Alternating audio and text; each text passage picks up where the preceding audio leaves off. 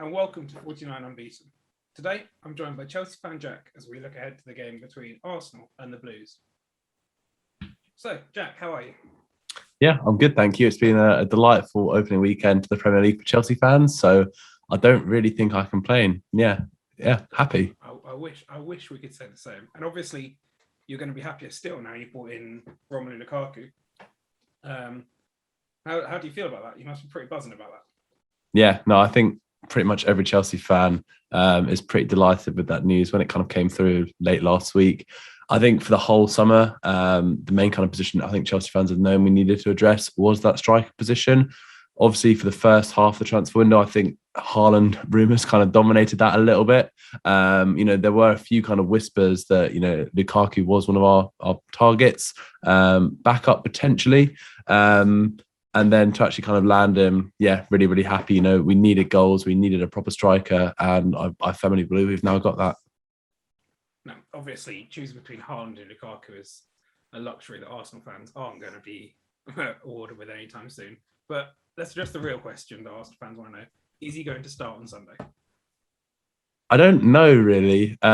Watching us play on Saturday before Marcos Alonso scored from the free kick, I know myself and a lot of people around me, really weren't sure where that goal was going to come from. And if you look at the goals we scored at the weekend, they're not the sort of goals you're going to be scoring every week. 2 goals from outside the box. The other one was a little bit lucky, but it's just a little goal. I think we probably will have to start him. I'd be surprised if we didn't. He's got into the team early on Monday. He's going to have 5 or 6 days to actually kind of prepare, get to know his teammates a little bit. And I think above all else, we actually need that presence up there. If Kai doesn't start, I'd be very, very surprised if Romelu doesn't. Wow, that's just brilliant news, to be honest. So aside from the obvious, aside from goals, what do you think he'll bring to that Chelsea side that you're missing? And is he going to be a player that sort of plays alongside Timo or alongside Kai Havertz, or what are we talking about? I think when he left, he was still very much a boy. He's kind of coming back now. He's won the Serie A with Inter Milan. I think he might have won one of their domestic cups over there as well. But the player that left compared to the one that's joining, they're just kind of light years apart. He's a senior player. He's a winner. And I think that's something we just do kind of need in the squad. It's something you always just want to keep adding. You're adding a winner to a squad of winners. The trophies we've won recently. So I think most importantly, he is going to add goals, but he's a very good hold-up striker. And I think in a lot of the games we struggled in last year, he's going to be the sort of player that makes a real difference. He can be a flat track bully from time to time. People will bring up his big game record. But in all honesty, the big games aren't the ones we struggled in under Tuchel. It's been the little ones where we have been able to get a goal because we simply have no presence up top. I think Tuchel's going to experiment a lot in terms of where he actually plays him. There's lots of whispers going around that we might have a 2-striker formation coming up. Whether we see that on Sunday, I don't know. But it's difficult, really. I think he will have to try him with Timo initially. He might be the sort of player that can unlock Timo per se. Whether that actually happens, I don't know. But I think the combination of Lukaku dragging defenders away will free up a lot of space for Timo. And with his pace, that's certainly something he'll be able to exploit. Well, you mentioned just there about Lukaku's hold-up play and his ability to hold the ball up. I think Arsenal fans most recently, especially if they watched pre-season, will have seen you hit us on the break quite a lot with Timo Werner and Kai Havertz. Do you think that'll change for Sunday with Lukaku coming in if he starts, or do you think it'll be a case of him having to fit around the system that's already there? I find it hard to believe Arsenal will play with that high line again. The way it went, I really struggled to see the logic behind it at the time. Against someone like Timo, that was the sort of game he would have thrived in the Bundesliga. When you look through a montage of his goals in the Bundesliga, it's always the defence has got a ridiculously high line. They've left kind of 40 yards between them and the goal, and he's been able to exploit it as a result. So I'd be gobsmacked if Arsenal try and do that again. I think Kai and Lukaku are very different players, so there almost certainly will be a slight adjustment to the way we play. I think Kai's been a lot more of kind of a false 9 for us. He drops back, picks the ball up and then can create space for either Pulisic or Timo to release the ball through to them. I think Lukaku will be a very different kind of presence up top. Okay, yeah, no, I can understand that. Now, obviously, moving to your own form, you've been quite impressive under Tuchel. I mean, that's a bit of an understatement. You've won the Champions League, you've won the Super Cup. I think most people will consider that a success in 8 months he's been there. But Arsenal fans will cling to the fact that A, they have quite a good. Well, last season we had a decent record against you, and B, you struggled to break down sides, generally speaking, that sat back a lot. I know we did it in the second game against you in May, where we sort of sat back, two banks of four, a bank of four, and a bank of five, and you struggled to break us down. Do you think that's something that would help us win on Saturday? I know we've already mentioned it would be quite surprising to see us play a high line again. I mean, as you say, I would be gobsmacked as well. But do you think sitting back would help us win? Do you think you've got that spark, or is it still missing somewhere? Yeah, it was kind of crazy. Obviously, you did the double over us last season. I don't know how. It didn't really affect our season in the end, but certainly looking at our form compared to your form, it's not something you'd have expected. The last result where you beat us 1-0 at the Bridge, that was a strange one because we had the FA Cup final a few days later. I'm not really sure the focus was kind of truly on that game. We kind of ended up shooting ourselves in the foot by not focusing on either game enough. That was a very, very frustrating game, I have to say. I seem to remember we dominated you, but we just couldn't really get the ball in the back of the net. I don't think that'll be quite such an issue. Now we've got Romelu coming in. That, as I said, was our problem last season. We just couldn't get the ball in the back of the net. And I really think that he will be the answer to a lot of our problems as far as that's concerned. And with, you obviously watched us lose to Brentford on Friday. Did you take particular note of Ben White's struggles in the air against even Tony, and think that that's something that we could see replicated with Lukaku this Sunday if he were to start? Yeah, well, there's all kinds of horrible memes floating around on Twitter of Ben White versus Lukaku, hypothetical kind of situations that could, come into play on Sunday. I do kind of feel bad for Ben White. It was his first game. I kind of said when you signed him, like I'd have been pretty happy to sign someone like Ben White, but I can't see him flourishing at Arsenal like he might do at another top club. Just the way the team's kind of set up, I think he needs like an experienced player next to him that he can kind of learn from and guide him. And at Arsenal, he simply doesn't have that. He was up with Mari, wasn't he, the other day? Which isn't like the same as a Thiago Silva, John Stones even. I just don't think. It wasn't a very fair situation to put him into, but I like to think it is something we'd like to take advantage of at the weekend. Yeah, I'll be honest, I'm absolutely terrified of the idea of him going up against Ben White. Not because I think Ben White's a bad player, but because I know that if Pablo Mari is one side and Cedric's the other, that you could isolate Ben White very, very easily. Yeah. And if Lukaku can isolate Ben White, then it would leave the likes of Timo Werner or potentially Kai Havertz or Mason Mount to run against Pablo Mari and Callum Chambers, which is. Do you have the option to play a three at the back, or is that not something you can really facilitate? Well, we've got three. We've got some pretty rubbish defenders, which is the problem.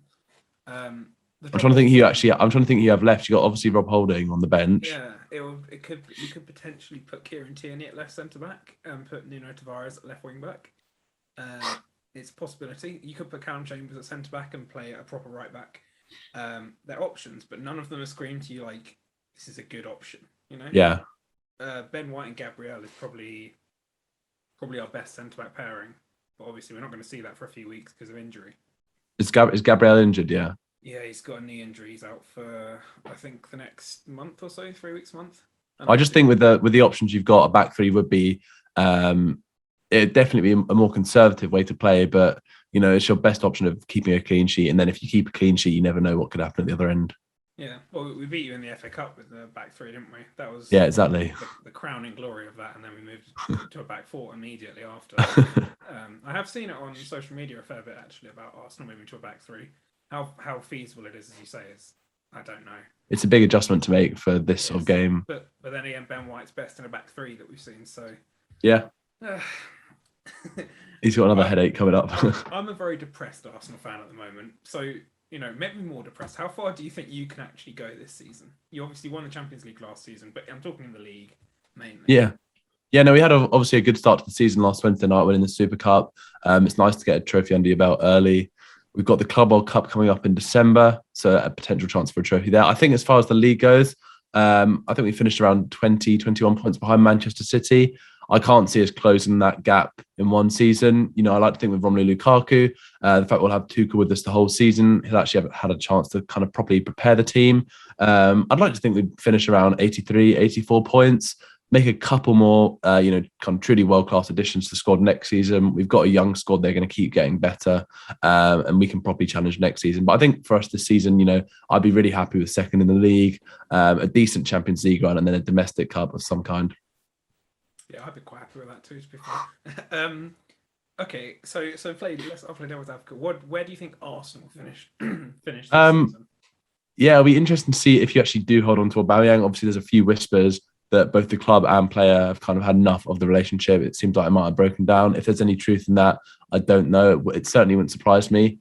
When you look at Arsenal's squad, even compared to your Aston Villas, your Everton's, it's just not very, very good. I think it's probably about equal to Everton, but what's ended up happening at Arsenal with the quality of the manager as well. I wouldn't be at all surprised to see you come 8th for the third year in a row, 9th, 10th. It's definitely not off the cards. Very, very, very, very surprised if you get European football next season. Oh, I think the Everton one's a bit harsh. They've just signed Andros Townsend. Oh. He'd probably started for you the other night. Okay, so let's rewind a bit to Chelsea and go with. Make me happier. What weaknesses can you see in Chelsea side? Can you see any weaknesses that Arsenal can exploit? Give me some hope, please. I don't know how strong our team will be compared to what its final form will be this season. Obviously, we had a lot of players go deep into the Euros, the Copa America, and our squad's still very much kind of coming together. I think Mount and Jorginho were the only players that played in the Euros in the final to actually play on Saturday. So you've still got people like Ben Chilwell, Reece James to kind of come back. Azpilicueta, very, very good right back, a decent right wing back. I don't think the way that Arsenal's set up, I don't think they're the sort of team that would actually be able to exploit our weaknesses. I don't know if we'll see Ben Chilwell or not. It might be Marcus Alonso again. But the way we play the back three as well, provided we stick with that, it's much harder to exploit those weaknesses. And I think Tuchel knows that and is pretty aware of that. If you had a big physical midfield, that could maybe cause a couple of issues. Partey's out, I believe, isn't he? So unfortunately, that'll be a little bit harder to do. I mean, I feel pretty confident. I felt confident for the games last season as well. But this one in particular, this is the most confident I felt going into a Chelsea-Arsenal game in a long time. Yeah, I can see that. I mean, it's not the least confident I've felt because I remember last December when we hadn't won in something like 9 games and we turned up on Boxing Day. I'm certainly not confident. I can understand why there are lots of empty seats at the Emirates this weekend so far, and it's just a horrible time to be an Arsenal fan. You touched briefly on Chilwell and Mount. What's the latest on Kante? He's got an ankle injury, which he sustained during pre-season, I believe. There's photos of him going into the Super Cup in the warm-up and stuff, holding his ankle. He did play in the Super Cup. He was brilliant. Didn't play the full game, got taken off. I thought it was kind of precautionary. He's the sort of player at this kind of age, the way he plays, you've really got to manage his minutes and be careful. You don't want to exhaust him, have it out for 2-3 months.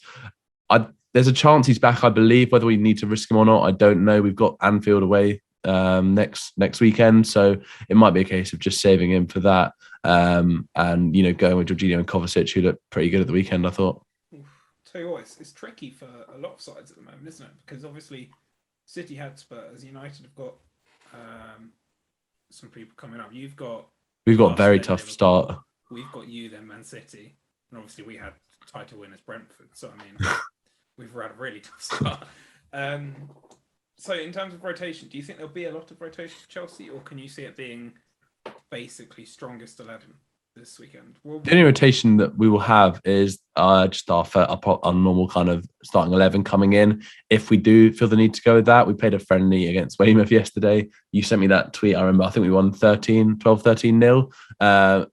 What's good about our fixtures is we obviously played on Saturday, 3 p.m. We then had 8 days to recover. You've obviously had a good recovery time as well. But it means that, there's no excuse for kind of fatigue. It's just a good chance to build up a little bit more fitness as the season kind of gets underway.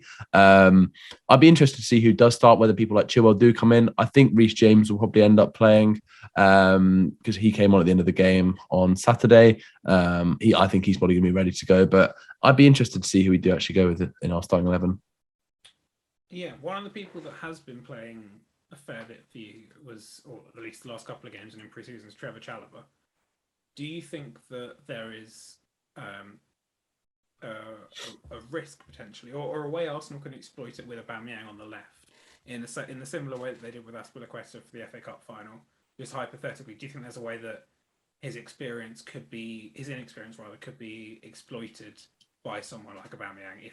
If Aubameyang turns up, we don't know what's going to happen. He's a doubt at the moment, but hypothetically.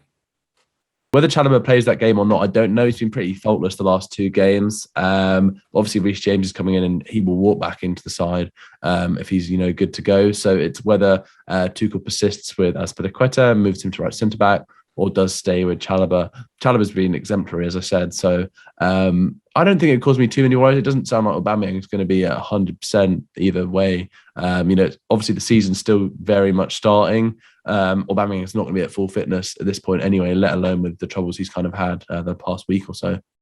Yeah, I mean, I'm going to hope that somehow we nick a win. But realistically, the best I think an Arsenal fan can hope for is a draw, which is a bit horrible to say given it's at the Emirates and we beat you twice last season, but we've just gone backwards and everyone else has gone forwards this season. Again. It will come good by about Christmas. It always does, and then January to April will be fine, and then May will just collapse again. The Arsenal way. You're obviously very confident. Are you confident enough to give me a prediction on what you think the final score will be? Yeah, I'll go with 3-0 to Chelsea. Christ. I'll go for 1-1 for the sake of my insanity. But yeah. That's a depressing prediction. Yeah, how depressing. Let us know your predictions in the comments, and don't forget to like, comment, subscribe, share with your friends, and come back to this or at Jack on Twitter if the result's wrong. I'll leave his Twitter handle in the description. But yeah, it was a pleasure. Thank you very much for coming on. Thank you very much for having me. And I don't look forward to the game. Yeah, best of luck. You too, mate. You too.